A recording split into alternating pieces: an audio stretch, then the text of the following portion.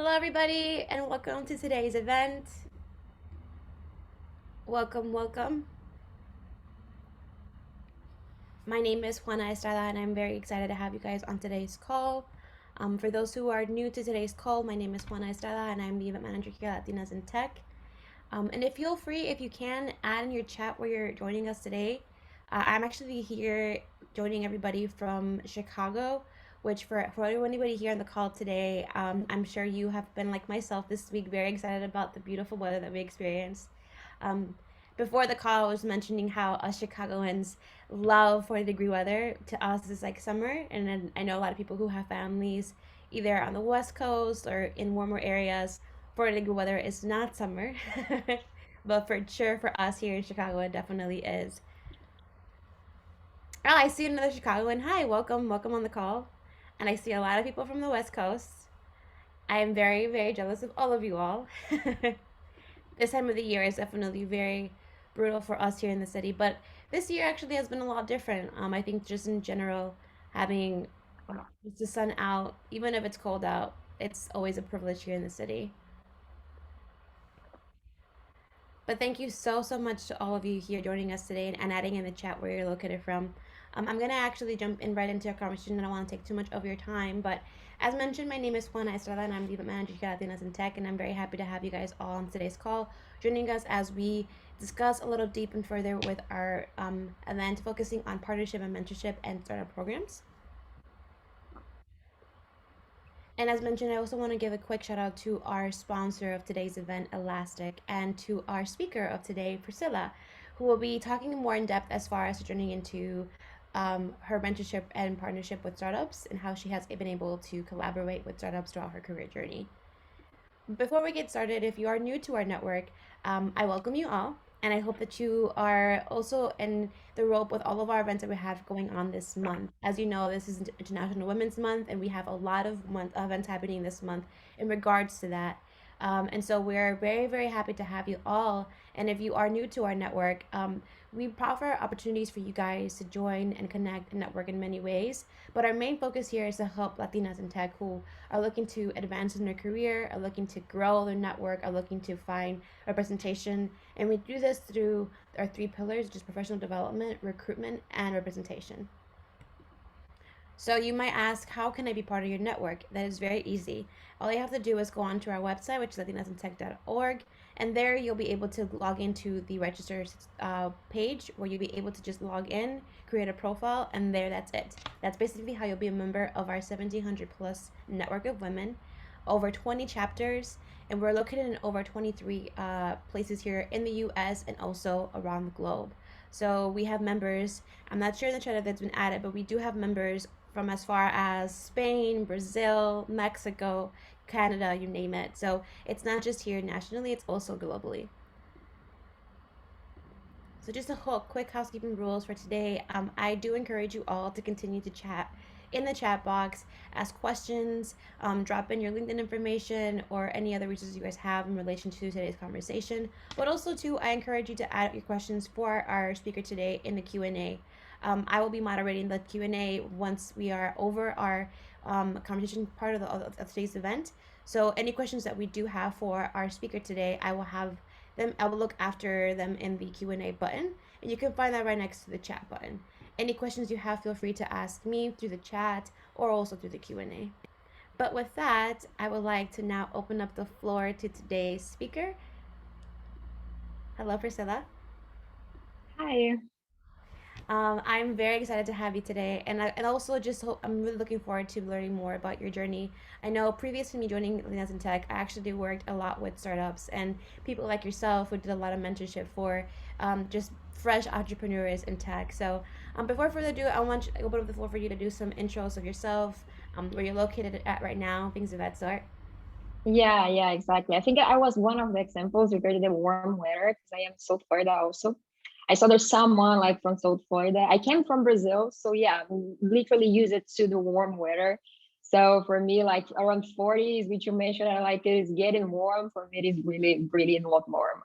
But yeah, my name is Priscilla. Like I think there is my first name and last name. So this is also I think like right, yeah, right there, maybe yeah here. So feel free to add me and follow me on LinkedIn, because this is also my LinkedIn address. So you can just talk to me, you can ask questions, and you can like know a little bit more about me and some events that I was part of and things like that. So just feel free to keep in contact. I work for Elastic, as mentioned. So we are literally happy to be part of it, to be with you all today. And I am happy with this opportunity. So I'm really enjoying like to be here with you all. I am advocate at Elastic, which means like I'm the bridge between the community of users and the company. So my goal is to literally understand what you all as users, as people that are using Elastic for the first time, customers, partners, literally students, all of you, what you want and what we are able to provide you, like programs, like projects, events, and all of this stuff.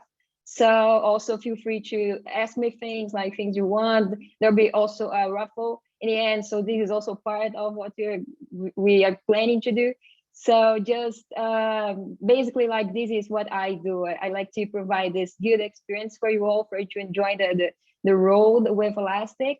And hopefully like we'll be able to get in contact and talk more about it.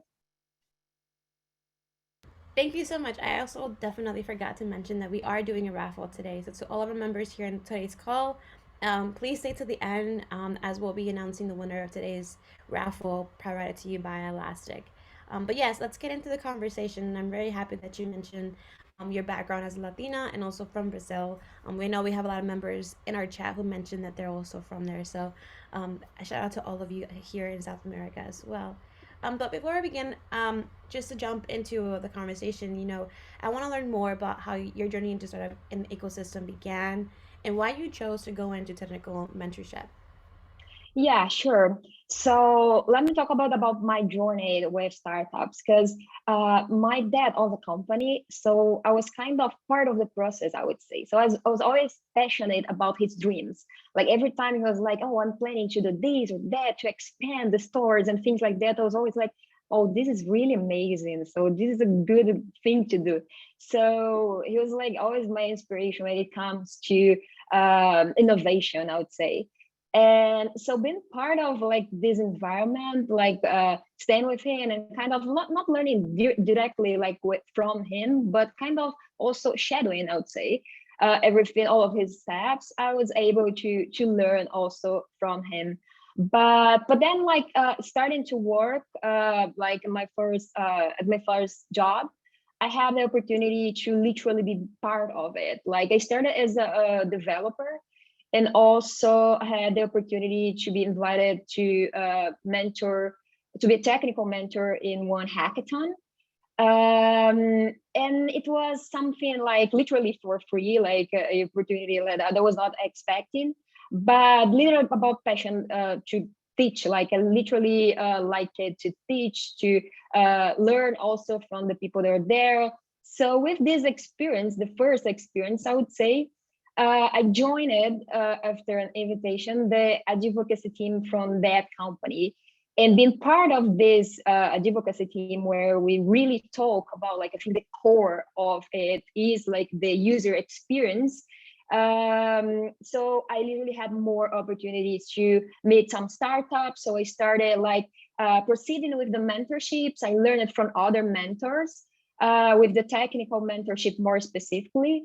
And then also going to incubators, accelerators, and literally being part of the environment itself. So then I got like more experience, learned it from their experiences also, and this was like an some journey. And here at Elastic, like being part of this environment again, I also have the opportunity to keep doing what I like, which is to be with them, like learning from what they're doing and part of this innovation ecosystem, which I really like to be part of.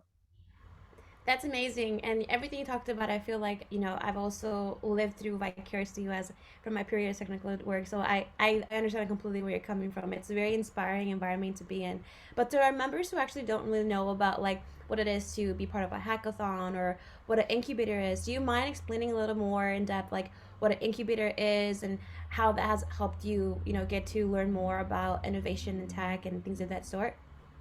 Yeah, sure. So first thing I'll mention is like about hackathons, and then I'll proceed with incubators and accelerators, because I think this is kind of part of the progress, I would say, for the startup maturity. So let's start talking about hackathons. This is a fun experience. So if you don't have like a team, if you're not even like not from the IT area itself, like a part of a marketing team, you're a designer, this is a good opportunity for you to start from somewhere, because this is a way for you to develop something and real quick, because usually like 2 to 3 days, and you need to figure it out. So there'll be a challenge. Let me try to kind of divide it into phases. So that there will be a challenge, and it depends on exactly the hackathon that you are part of. So if it is a company hackathon, they will probably share like their own challenge. So if this is something you're passionate about, like to find a solution, this is a good hackathon for you to participate. And there's also like some cost challenge, for example, smart cities, NGOs and things like that, which is also a good opportunity that I really recommend. If you're passionate about these kind of organizations, I would recommend, because this is definitely your place to be at. So start with it.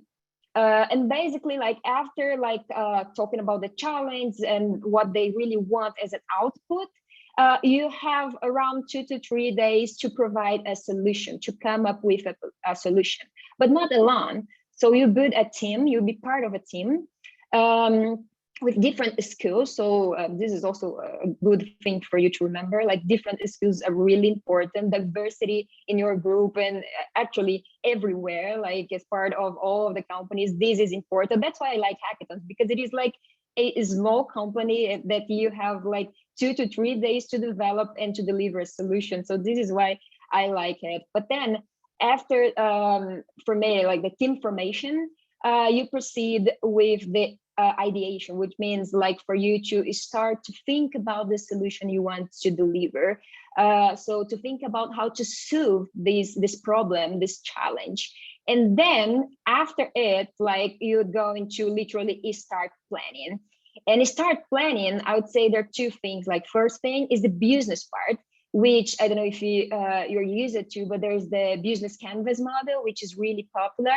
So we're going like to develop your business canvas. We're going to think about your key partners, your persona. So the user that you are expecting to use your solution, all of these steps that are usually like for a company as usual, it would take months. You're going to do like, I don't know, like during 2 or 3 hours, because it needs to happen.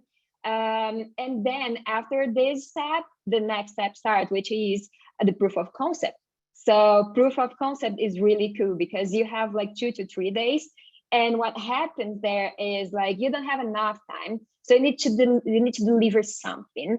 And while all of these steps that I mentioned, while everything is happening, you are getting some mentorship. There'll be like, and some people supporting you. So this is like the good part, because you have the support from your team, but you're going to be talking to mentors, to people from like the domain experts. So people that really know about their own challenge, about things that they are talking with you about. And finally, the final presentation, which is like what we call the elevator pitch, which is for you to talk about your solution, talk about your ideas, talk about your code, what you develop, your demonstration.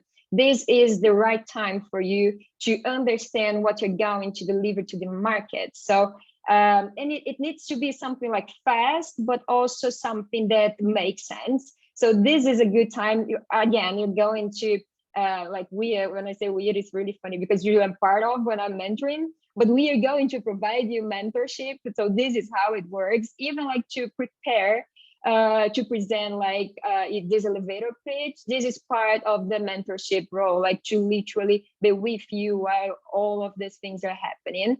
And then there are the prizes. So for some companies, it means some startup programs credits.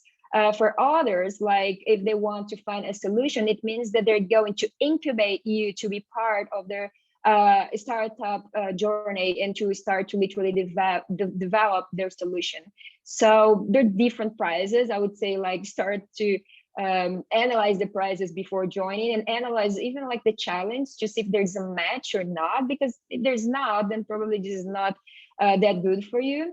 But then, like, if you're passionate about the challenge and about the solution and about the prizes itself, because it is really important, this is the output of the hackathon. Then there's also the incubator, and I like to talk about incubator right after talking about hackathon, because it usually comes after. Not that you need to be part of a hackathon to join an incubator, but I would say like you'd be like mature enough to kind of start talking about incubator just right after building this business canvas, first POC, and things like that that are usually part of this first step.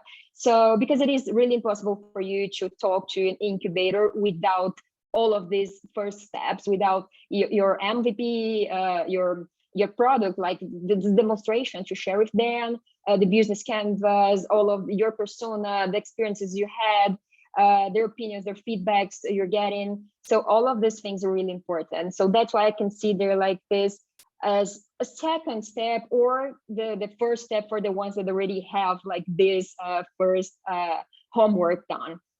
So being part of the incubator, there are many programs like that you can be part of. And there is an application process. Usually for hackathons, it is really easy for you to join, but for incubators, there is an application process. So you need to submit your idea, everything that you are working on at the moment. So this is like something, again, that you need to have at the time. And then because now they're going to evaluate this scenario to see if it makes sense for their program itself. For example, there's some companies like Samsung and things like that they evaluate even like if there is a match with their company. So because they need to be able to support you somehow. And for incubators, it is about I would say networking and mentorship.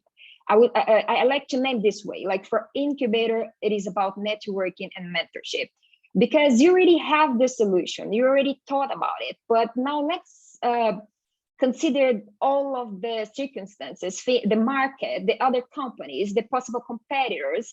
Let's talk about your idea itself, your event, profits, things, like the business itself. So this is the time, and the networking is really important as part of this phase.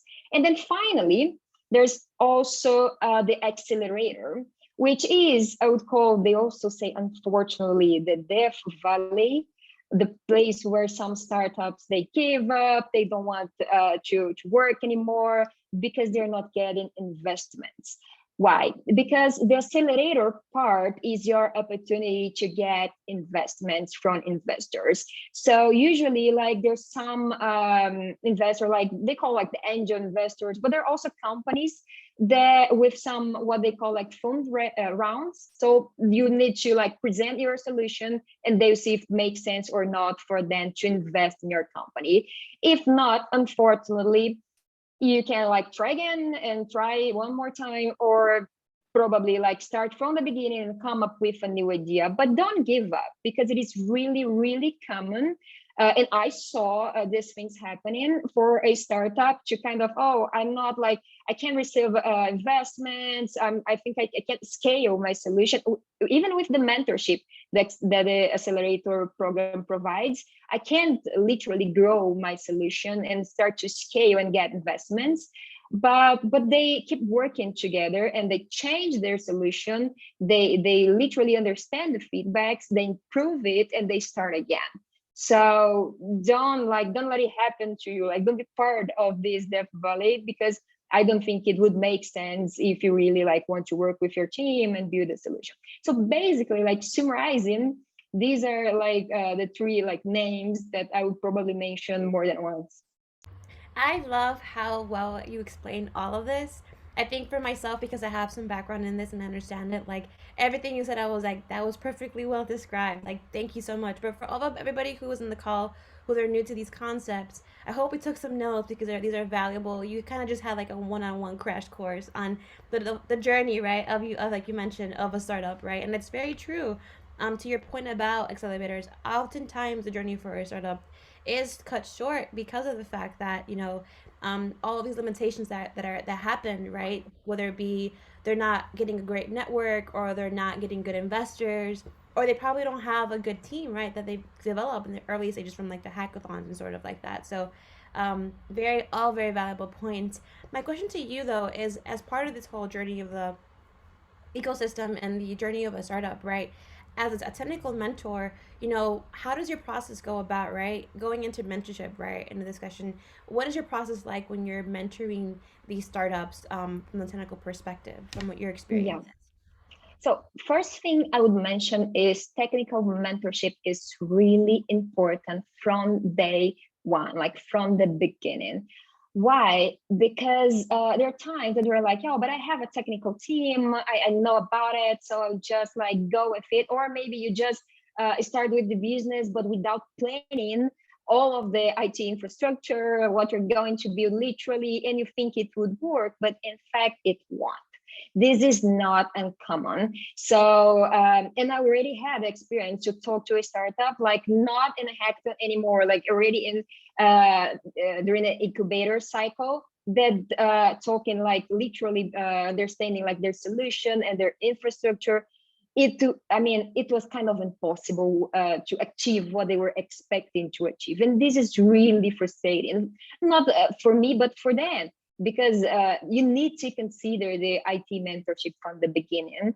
So how does it work? So let me explain. Like usually the mentor is not someone just with the IT background or just with the business background, but someone that knows the business, which means know the market, the competitors, the business model, what is working, what is not working, feedbacks, investors' feedbacks, all of this stuff that is really important. And with it, we're going to provide you this kind of mentorship, including the technical background, but with the business skill. So this is really important for you to understand if it would make sense or not. And we are not there to literally say like if this is a good solution or not, if this is a good code or not, something like that. We're there to literally share with you like our understanding from the market, and provide you this mentorship through your own steps, like not to provide ours, but to understand yours and the way you want to achieve, like what you want to achieve. So this is something that I consider important, and this is like my way of mentoring. I really like to understand like what the companies, I would say companies and startups in ways like what they want to accomplish, like what is the end solution and what are the challenges. And I really like to also share the market scenario, because I think this is a good and important point.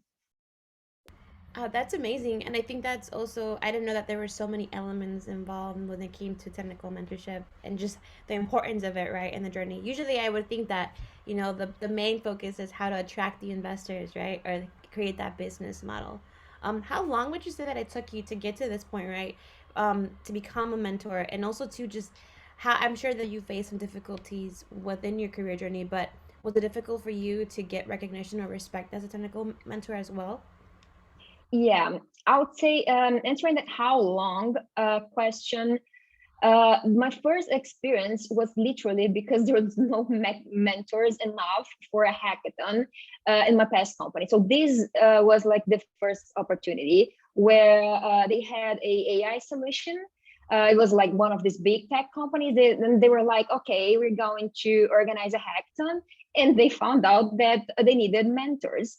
And they had business mentors because they had like good mentors from other countries and things like that, but they really needed technical mentorship. And I was really like, they had some but not enough. And from this first experience, what I learned is that I needed to shadow the other mentors. So I started to learn from there, which is around 7 years ago. Yeah, around 7 years ago. So by kind of understanding their approach and also getting mentorship from them, I could understand how the process works. So I was also part of some even business courses, mentorship, to understand like how the canvas work, for example. I think this is really valid because you can't like just go to you as a startup and say, oh, this solution is something that you are unable to scale. If like I am sure that the business mentor would say like right before that this is a solution that will scale. So I need to understand their speech because I need to be aligned. So this is why this is something really important. Alignment is really important. So basically, like this is how I learn it also. But of course, there's some challenge. So as mentioned, like I really took some courses and I studied like from there's also this LinkedIn learnings and things like that, YouTube videos with other mentors sharing like their experiences, participating, because I think it is important to attend an event. I was part of this event actually, part of a hackathon, so part of a team. So I know like how the other side works. So I think like all of these experiences, and this is something I think is really valid for user experience, for you to be the user, right? Because then you can get your own feedback. So this is how I learned it also. But the people like that were with me, the other mentors, they were really helpful. I think like there were challenges, of course. I would say for me mainly because I was kind of new comparing to like to the others at the time. But this is something that was also good for me to motivate me to study even more. So I would say like the at the end, like the output was good because I studied more and more, maybe even more than then, because I needed to. So this was kind of the journey for me to get what I am in the moment. Thank you so much. And you sound like somebody who's also just very like self-motivated, you know? From like what I've heard so far from your journey, it seems like you've always been inspired by those around you and you've allowed that to self-motivate you to do more, right? I'm just very curious, like how do you continuously implement that in your lifestyle, right? Especially in tech and especially as an entrepreneur in tech, right? As far as that goes, as a woman and or whatever obstacles I come across, right? It's like there's so many obstacles in front of you, but how do you continue that self motivation to still want to persevere, to still want to learn, to still want to help, right? Yeah, yeah. Yeah, I think like this thing, like this quote, like if I want to go further, it is because I am on the shoulder of giants. So I think like this is a quote that inspired me because I can't see further because I am on their shoulders. Like I really admire like many of my coworkers, of people that already work it with me. So and I really ask for advice, and I ask it like many times during my life. Like I think I'm not like afraid to commit mistakes, to do something wrong. I ask if it is okay or not. I ask for perceptions, opinions. I don't think there is like something that is true forever. It depends on your point of view. And I think there's no like giving up, because there's something that I think is really valid. Like give up is just happens if you give up. So this is the moment of failure. So if you don't, there's no failure time, right? Because it will never go wrong because you're trying again and again and again. So as a cycle, it will keep happening, and you can't say you failed because this is not the end. So I like these kind of mentality where as I can't like literally like be there in this place where there is a failure, I'm trying again. So this is how I learn, and this is how I get inspired, and this is how I motivate myself to keep doing even more. Because I think like we need to learn from the others and from the experiences, and this is our valid resource. Like books are there for it, videos are there for it. So I think like this is what we need to do as a human being to literally improve ourselves, even as a human being, like not just as a professional, but as a person. We need to kind of study and learn from what already happened. I love that so much. And people in the chat love it too. A lot of people are saying that they love your mentality, which is very, very true. And I'm going to write that quote down in my board so I see it every day, right? The way I look forward is because I'm standing on the shoulders of giants. It's so, so true. And it's also very important to recognize, right, from your point that failure is not the end point. It's the end point is when you decide it's the end point. So absolutely agree with that. Before we wrap up our short conversation we have and we step into our questions, we see in the chat we're already having some questions come in. So please, guys, feel free to utilize this time to ask away. Clearly, Priscilla is very well versed in this industry, so please go ahead and utilize this time to ask questions for her. But I do want to ask you, what are some tips that you would give to those who are going into hackathons and are looking to get good results? Yeah. First thing would be for you to be open, because I think, and it is sad when it happens, but like I would say like the number one problem, it is disagreement. So when you come up with an idea and you think like this is the thing I want to implement this way, and then the mentor tried to talk to you, your team members try to talk to you, and you don't want to be flexible. You don't need to give up. Like because usually like in the startup world, they're like it usually happen. Like I have it done. Like I already planned what I want to do, but then when I come up with my plan, the other team members, they think that we should implement something completely different. But there is one thing, like usually if you're planning something but you're part of a hackathon, I would say like if this is a good team, maybe this is a possible upgrade to your solution. So it is not that they don't agree with you forever. Maybe this will be like a next step, but try to kind of understand like the perceptions. I think this is also applied for everything, right? But try to understand the perception. I think it is really important. Also, as mentioned, like the diversity of the team. This is really important. You need to have someone, for example, there's the elevator pitch. I already saw some really handsome codes without a good presentation. And this is a problem because if you can't present what you're doing, your solution, your demonstration, your challenge, this is a problem. It won't work because the judge they don't know your solution. So this is kind of your time. This is your time. So you need to shine. They're like, no, we are like an IT group, and we don't like to present because if we're going to develop a brilliant solution, it will work, and that's all. And not just IT, like marketing solution, here it goes. They tend to kind of to have their own groups, and they don't like to add people from other areas, from with other feedbacks. They kind of tend to present like in a way they think is the right one. And I would say like again, openness. So one more time, try to invite people that you don't know yet. So try to invite someone that is pretty new to our networking. And even this is also a good opportunity for you to meet someone new. So this is another point. Another one, I would say, and this is a good challenge also for me to kind of share with you all. Because again, talking about hackathons specifically, right? So talking about hackathons, we are talking about proof of concept. We're not talking about a company solution. So it is something that you have 2 to 3 days. There is a car analogy that I really like to share, which is from day one, you need to remember that hackathon, you need to deliver your solution. Even if it is not done, you need to deliver something. You can like give up, but otherwise you need to deliver something. So considering this fact, your solution, my recommendation is you need to be prepared to deliver your solution from day one. It means that you can kind of like put it all like, okay, the back end, the person responsible for the back end is going to do everything by himself, by herself.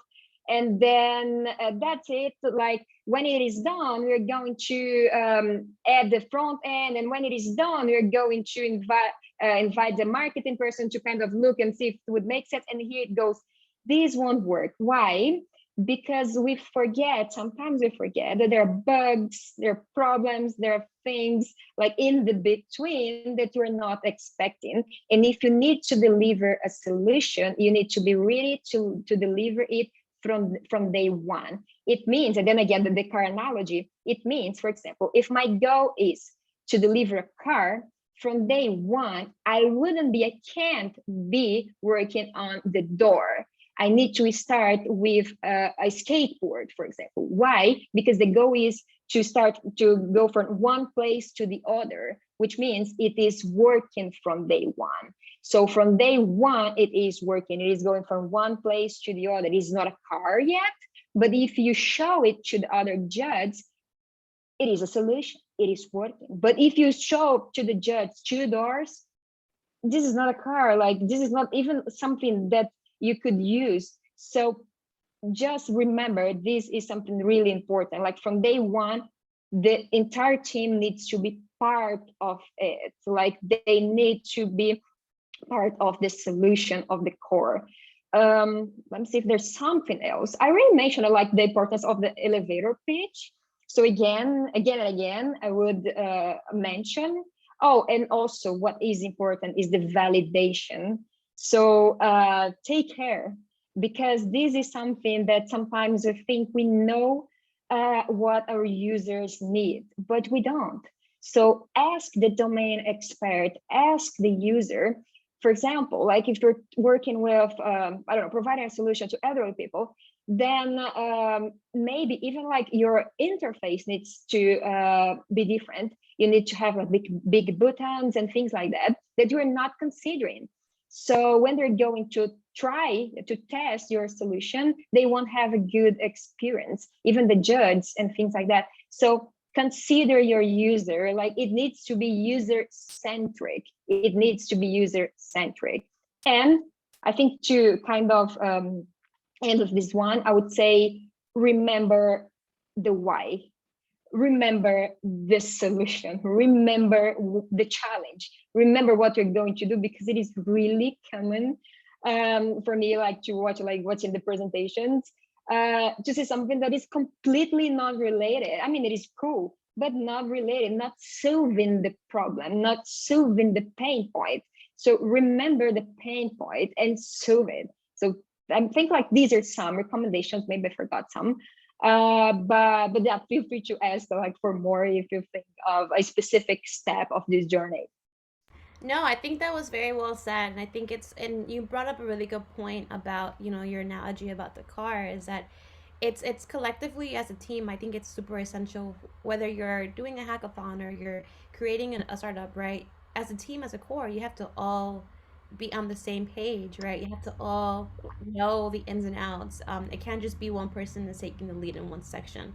Um, so I think you provided very valuable information, and I hope our audience members are taking lots of notes. Again, I want to reiterate, these are very valuable notes that oftentimes you're not receiving at firsthand like this. So take lots of notes, people, and also ask questions. I want to jump into some of the questions that our audience members have. We do have one from Terry Beltran, who said, do you have any recommendations on how to find the right technical mentor? So first thing, like usually, when you're part of a hackathon, of incubator, of accelerators, you find them. I would say like you find also the right one, because there's the thing called empathy and things like that. Like working with the technical mentor, you're going to see if it would make sense or not. There's some hackathons, and also this is the same for incubators, that they tend to divide it. So they have like they tend to assign a specific kind of technical mentorship for you. If you're not comfortable, again, openness, try to understand different points of views, etc. But again, if you kind of don't really agree or think it makes sense, like this person would make sense, understand the feedbacks, understand everything that they're telling you, but ask for another one. This is not a problem at all. Like, this is the moment for you to ask for mentorship. Actually, we should ask for mentorship all of the times, but this is a good moment for you to also ask for more mentorship. But also there are some even websites that you can find mentors. I don't really remember like the website, but there's some websites that I found one time, like this is not just about technical mentorship, but about mentors. It was literally like a search platform to find the right mentor, even if it is like for your startup, for your personal life and things like that. So there's things like that, but usually, like I would say, like by being part of this process, you're going to meet some. So this is not something that I would care about. That's also true. I think in consideration to that, it's also to like exposing yourself to a variety of people to figure out, right, who is the best fit, right? Correct. Kind of like when you're trying on new shoes, like which is going to be the best fit for you, right? Um, I also have another question, and I think it's also just really relevant to our conversation. And I, and I'm very full of transparency. I didn't know the difference until I was more in depth. But someone said that there is normally a misconception what that you need to be a hacker to be participating in a hackathon. And they asked if you can chat a little bit more on that, right? Yeah, actually, like the first thing is there are different hackathons. One thing I'll mention, I don't know if I can mention like the name of the event itself. Can I like startup weekend, things like that? I already mentioned Yeah. anyway. But there are different approaches. So yes, there are some events that are really focused on the coding. So the coding challenge, but there's some like one example, just one example, there are others. But there's the startup weekend, for example, that is really focused on the business plan. Same thing for incubators. Like if you want to focus on the technology, try to focus on a specific incubator that is focused on the technology. But if you want networking, in Brazil, there is a good one. I know there's people from Brazil also, but call it Sebrae. So Sebrae, they have not just like the support they have the solutions they have, but they have this incubator program. I was already part of this program, like mentoring some startups, and they also like tend to focus it on the business. So it depends on like exactly what your goal is, but I would say there are different challenges and different outputs, and this is not the same thing at all. Like there are some that are focusing on code, but this is not true for all of them. And usually like the idea is for you to deliver not just the code but the business model, so it would work for the business. Thank you for clarifying that. I know for myself, I wasn't very aware that there was a difference too, but I think it's super essential. There is hackathons that are focused primarily for hackers. It's a Yeah. great point. I have another question in our chat, and I want to reiterate to our members. I'm looking at both, but purposes of conversation, if you have any questions for Priscilla, please go ahead and add them in the Q&A. And I'm going through the list of questions there that we're answering live. But this one is from Jay Miller from our chat, and it says, what advice can you give startups regarding making technical choices? I see companies build these amazing tech stacks that they can't afford while getting started. So you mean technical tips, right? The question is related to, yes, like what advice would you give startups regarding making technical choices? Okay, cool. So I mean, it depends on like the stage you are, I would say. So remember when I mentioned like the car analogy, talking about the hackathon, this is not true for the incubator. For the incubator, you need to literally understand and start to go like from a proof of concept to valuable product. So you need to have the MVP. And for the accelerator, it needs to be done. You need to literally have a way to generate revenue and things like that.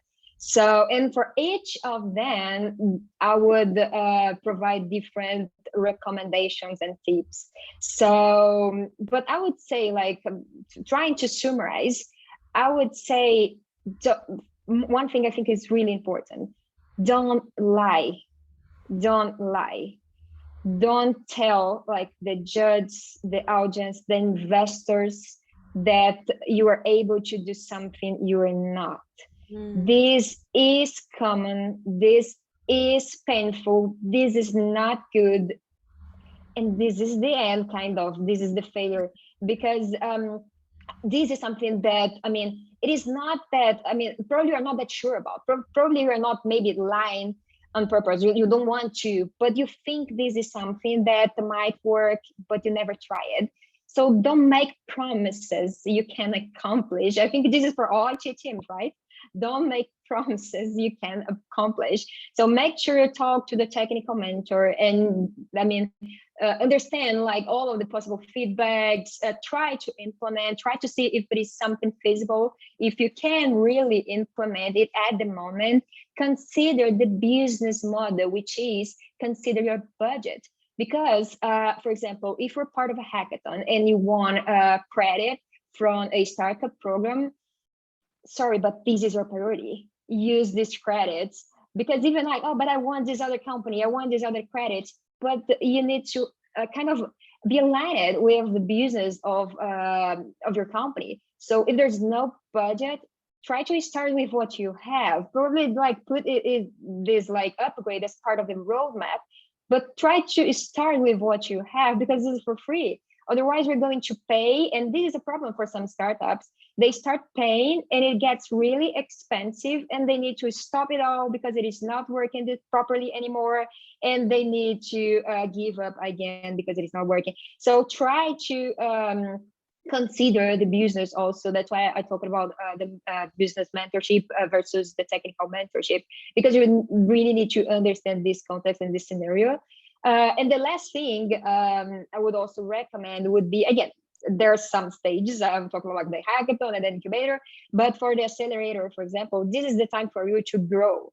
So your solution needs to work, your solution needs to be able to scale. So remember it, like, but because this is the time for you to start selling. So if you are considering a solution that won't be able to scale, this is the time where you're going to get frustrated because your solution is not working properly anymore. And you need to reveal it, change the architecture, and here it goes. So I would say for each phase, remember the stage you are. Remember what you have, align with the business, understand the limitations, don't lie, and provide the output, provide the result. Again, the car analogy worked for all of the steps, right? Because you're going to test and see if you're able to deliver or not. So you'll figure it out because you'll see if it's working or not. Thank you so much for that. I think it's true to not even just to like doing startups, but don't get too ahead of yourself, right? It's important to focus on what you have now. Actually, this is something for myself right now, right? Focus on what you have right now, do very well with it, and then if you can advance to the next step in your career, your journey, however you're at, go for it. But don't get too ahead of yourself. And I think it's very common in tech too, right? Especially because we're constantly growing in so many aspects. People get really excited to want to advance in their careers. I have a question in the Q&A from Abigail who says, "I was wondering if you have your experience in if you have experience in finance and accounting, but are interested in entering tech, what would you recommend them doing?" Okay, you mean financial accounting for a startup or a startup that is developing a financial account solution? I think they're just asking in general, like they if you have experience in finance and accounting, but you're interested in going into a startup or to tech, like what recommendations would you offer them, right? This person doesn't have a technical background, but they do have the business perspective. What would you recommend them doing if they want to do that? Okay, just let me, just to make sure I understand, like this is a person from this background, is that it? And one recommendation on how to be part of it. Yes, yes. Okay, cool. Then I would say like with this kind of background, this is something really valid because for a startup, this is a company anyway. So if it works for a company, it works for a startup.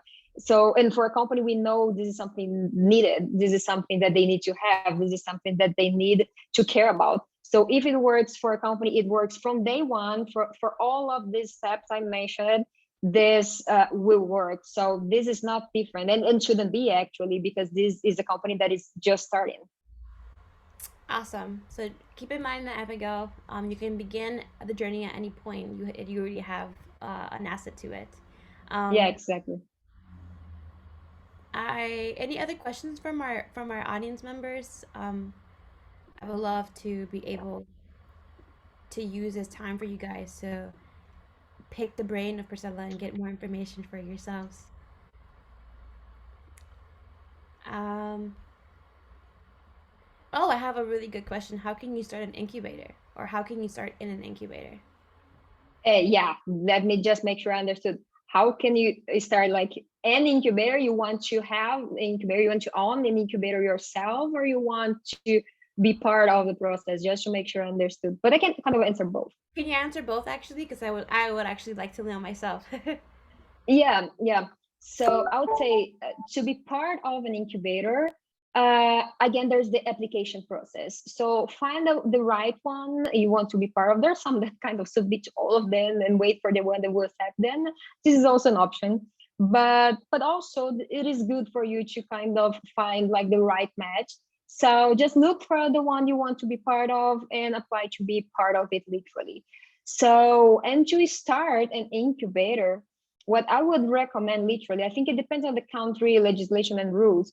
But what I would recommend is to be part of the ecosystem before starting, because you need to kind of understand how it would work, what they're expecting. Again, user centric, because like this is the goal, I think, like even for the startups, but more I would say for the place that hosts the startups and want to support them. So you literally need to kind of be part of the environment, because you get some experience and you'll be able to start your own. So these would be like my two recommendations. Thank you so much for that. And I also have a question that they're asking, if they have an idea, such as an incubator for an app, do you have to join a startup hackathon first, or how would you go about that? No, no, you don't need to. It is kind of my suggestion, I would say, but you don't need to. Like it is what they call like the pre-incubation. So if you're not doing it during a hackathon, do it yourself with your team. But you need to kind of stay in this stage where I would call this pre-incubation, that usually comes right after the hackathon, but right before the incubation. But you can do it like without any problems with your own startup, with your own team, with your own solution, without going to a hackathon. This is not a problem at all, because during the incubation process you get some mentorship, networking, and here it goes. So not a problem at all. Thank you for that. And our final question we have here, and I think this is something that is I would love to hear your perspective on this. But they're asking, would it be possible to do all of this, right? To join a hackathon or start a startup while having a full time job? Like, what is your perspective on that? Yeah, this is a good question. I would say for the hackathon, I mean, not that this is something that good, but usually some of them are during the weekends. Mm. A good percentage, I would say.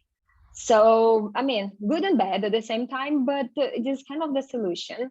What happened during the pandemic?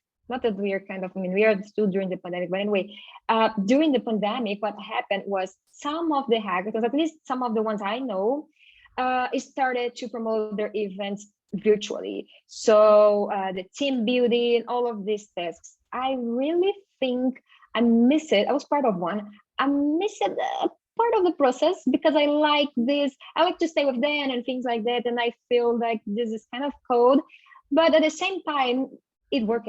And this is a good solution. So it is up to you. Like if it is something you think, oh, this might work, I can like join this. I would have like, I don't know, some breaks or something, and I could join this hackathon. This is also a possibility.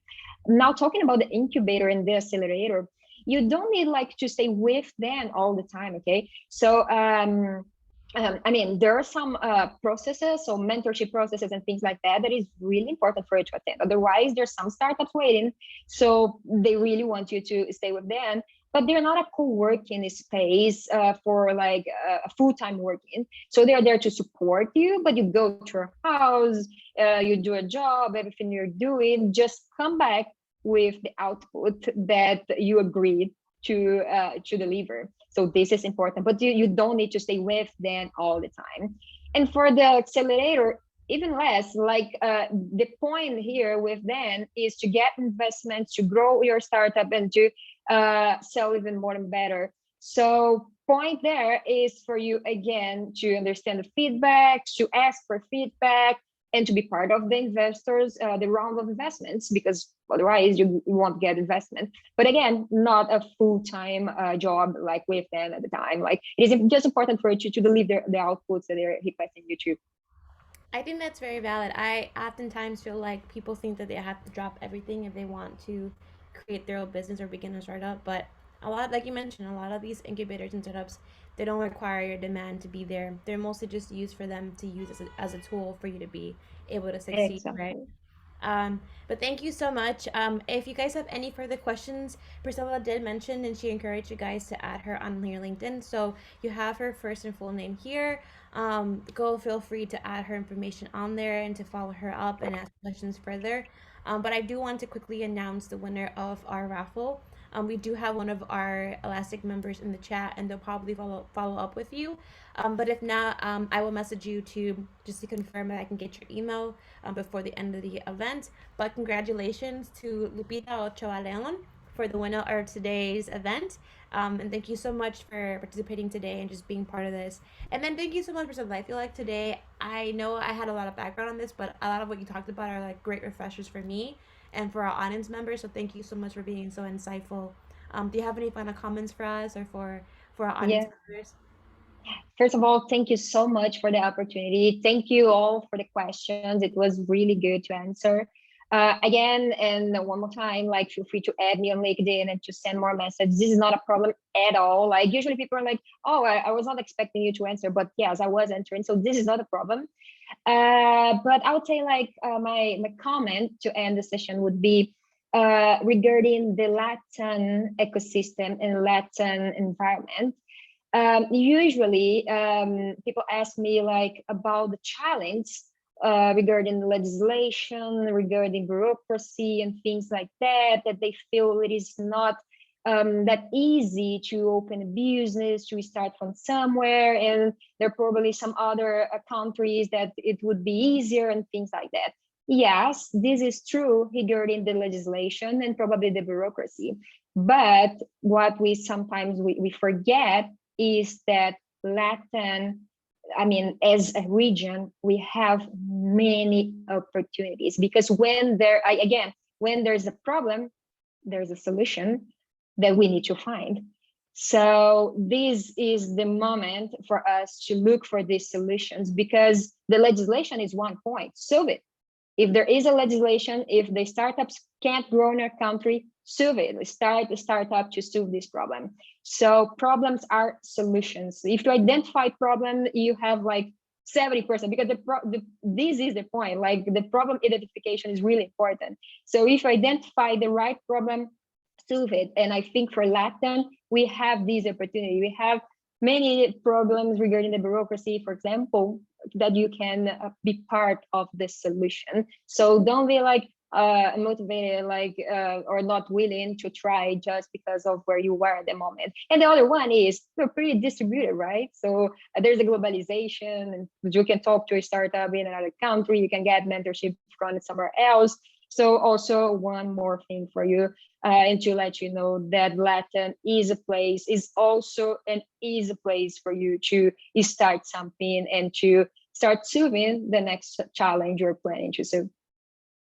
Thank you so much for that. And thank you so much for bringing up that point, right? We have, as Latinos, we have so much opportunities to be able to provide great solutions for the problems that are not just common to us, but the world itself. So thank you so much for that. And that wraps up today's event. So again, I highly encourage you guys to continue to add your LinkedIn information, to add both Priscilla and I. And I hope that you guys continue to join us in our events this month. Feel free to look into latinasintech.org to find more information regarding events happening. And also, I also recommend going into Elastic's community page to learn more about opportunities and also to events like today offered by Elastic. Thank you so much, Priscilla. Thank you. Goodbye, everybody. Have a good afternoon.